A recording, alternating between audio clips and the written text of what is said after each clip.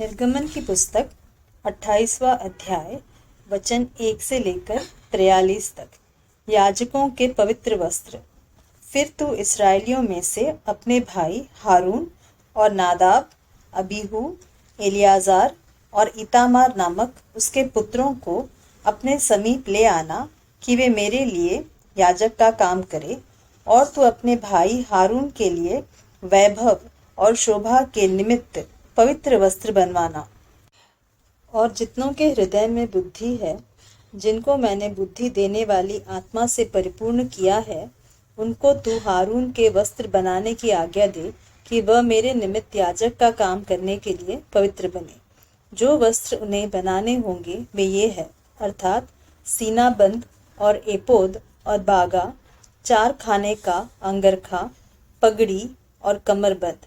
ये ही पवित्र वस्त्र तेरे भाई हारून और उसके पुत्रों के लिए बनाए जाए कि वे मेरे लिए याजक का काम करें। और वे सोने और नीले और बैंजनी और लाल रंग का और सूक्ष्म सनी का कपड़ा ले। एपोद। वे एपोद को सोने और नीले, बैंजनी और लाल रंग के कपड़े का और बटी हुई सूक्ष्म सनी के कपड़े का बनाए, जो कि निपुण कढ़ाई के काम करने वाले के हाथ का काम हो। वह इस तरह से जोड़ा जाए कि उसके दोनों कंधों के सिरे आपस में मिले रहे, और एपोद पर जो काढ़ा हुआ पटुका होगा उसकी बनावट उसी के समान हो, और वे दोनों बिना जोड़ के हों, और सोने और नीले, बैंजनी और लाल रंग वाले और बटी हुई सूक्ष्म सनी वाले कपड़े के हों। फिर 2 सुलैमानी मणि लेकर उन पर इस्राएल के पुत्रों के नाम खुदवाना। उनके नामों में से 6 एक मणि पर और शेष 6 नाम दूसरे मणि पर इस्राएल के पुत्रों की उत्पत्ति के अनुसार खुदवाना।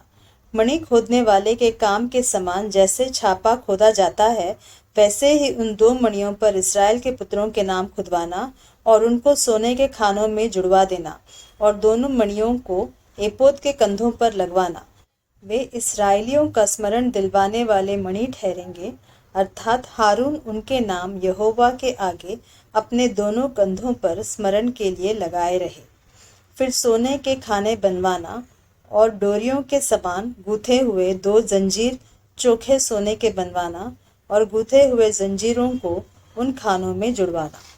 सीनाबंद या चपरास।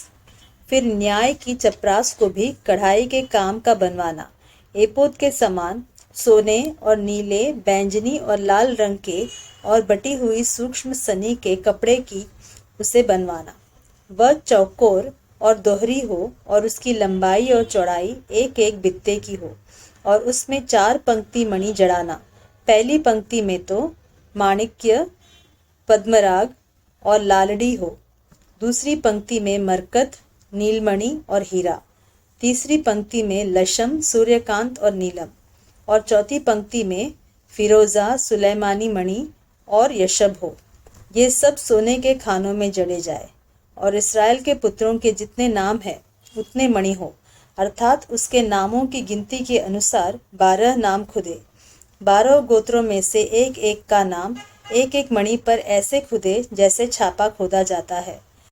फिर चपरास पर डोरियों के समान गूंथे हुए चोखे सोने की जंजीर लगवाना, और चपरास में सोने की 2 कड़ियाँ लगवाना, और दोनों कड़ियों को चपरास के दोनों सिरों पर लगवाना, और सोने के दोनों गूंथे जंजीरों को उन दोनों कड़ियों में जो चपरास के सिरों पर होंगी लगवाना, और गूंथे हुए दोनों जंजीरों के दोनों बाकी सिरों को दोनों खानों में जड़वा कर एपोद के दोनों कंधों के बंधनों पर उसके सामने लगवाना। फिर सोने की 2 और कड़ियाँ बनवा कर चपरास के दोनों सिरों पर उसकी उस कोर पर जो एपोद के भीतर की ओर होगी लगवाना।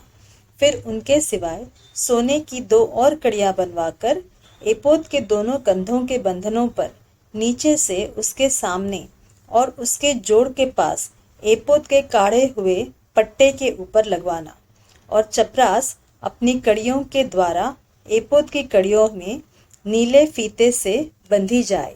इस रीति वह एपोद के काढ़े हुए पट्टे पर बनी रहे, और चपरास एपोद पर से अलग न होने पाए। जब जब हारून पवित्र स्थान में प्रवेश करे तब तब वह न्याय की चपरास पर अपने हृदय के ऊपर इस्राएलियों के नामों को लगाए रहे, जिससे यहोवा के सामने उनका स्मरण नित्य रहे। और तू न्याय की चपरास में उरीम और तुमीम को रखना, और जब जब हारून यहोवा के सामने आए तब तब वे उसके हृदय के ऊपर हो। इस प्रकार हारून इस्राएलियों के लिए यहोवा के न्याय को अपने हृदय के ऊपर नित्य लगाए रहे। अन्य याजकीय वस्त्र। फिर एपोद के बागे को संपूर्ण नीले रंग का बनवाना। उसकी बनावट ऐसी हो कि उसके बीच में सिर डालने के लिए छेद हो, और उस छेद के चारों ओर बख्तर के छेद की सी एक बनी हुई कोर हो कि वह फटने न पाए। उसके नीचे वाले घेरे में चारों ओर नीले, बैंजनी और लाल रंग के कपड़े के अनार बनवाना, और उसके बीच बीच चारों ओर सोने की घंटियां लगवाना, अर्थात एक सोने की घंटी और एक अनार, फिर एक सोने की घंटी और एक अनार। इस रीति से बागे के नीचे वाले घेरे में चारों ओर ऐसा ही हो। और हारून उस बागे को सेवा टहल करने के समय पहना करे कि जब जब वह पवित्र स्थान के भीतर यहोवा के सामने जाए या बाहर निकले, तब तब उसका शब्द सुनाई दे, नहीं तो वह मर जाएगा। फिर चोखे सोने की एक पट्टी बनवाना, और जैसे छापे में वैसे ही उसमें ये अक्षर खोदे जाए, अर्थात यहोवा के लिए पवित्र। और उस नीले फीते से बांधना, और वह पगड़ी के सामने के हिस्से पर रहे, वह हारून के माथे पर रहे, इसलिए कि इस्राएली जो कुछ पवित्र ठहराए, अर्थात जितनी पवित्र वस्तुएं भेंट में चढ़ावे, उन पवित्र वस्तुओं का दोष हारून उठाए रहे, और वह नित्य उसके माथे पर रहे, जिससे यहोवा उनसे प्रसन्न रहे। अंगरखे को सूक्ष्म सनी के कपड़े का 4 खाने वाला बनवाना, और एक पगड़ी भी सूक्ष्म सनी के कपड़े की बनवाना, और बेल बूटे की कढ़ाई का काम किया हुआ एक कमरबंद भी बनवाना। फिर हारून के पुत्रों के लिए भी अंगरखे और कमरबंद और टोपियां बनवाना। ये वस्त्र भी वैभव और शोभा के लिए बने। अपने भाई हारून और उसके पुत्रों को यही सब वस्त्र पहनाकर उनका अभिषेक और संस्कार करना, और उन्हें पवित्र करना कि वे मेरे लिए याजक का काम करें। और उनके लिए सनी के कपड़े की जांघिया बनवाना, जिनसे उनका तन ढपा रहे, वे कमर से जांघ तक की हो।